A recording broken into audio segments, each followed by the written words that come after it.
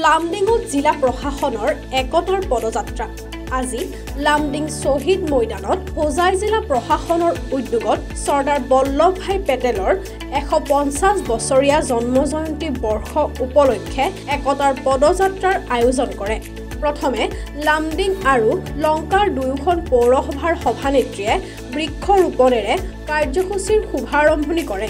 লগতে প্ৰায় 3 শতাধিক ৰাইজ জিলা প্ৰশাসনৰ বিষয়ববীয়া আৰু আৰক্ষী জোৱানৰ উপস্থিতিত শ্বহীদ ময়দানৰ পৰা একতাৰ পদযাত্ৰাৰ সমদল উলিওৱা হয়।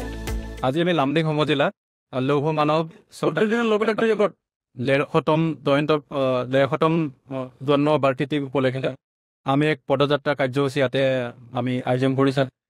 এই পদযাত্ৰা কাৰ্যসূচীত আমাৰ লগত লামডিং পৌৰসভা নকলৰ সৈতে প্ৰমুখ কৰি সকলো আমাৰ CDC অফিচৰ আণ্ডাৰ যিকেইটা অফিচ আছে সকলো মুৰব্বী বিষয়াসকলে ইয়াতে আহিছে, আপোনালোকেও আহিছে।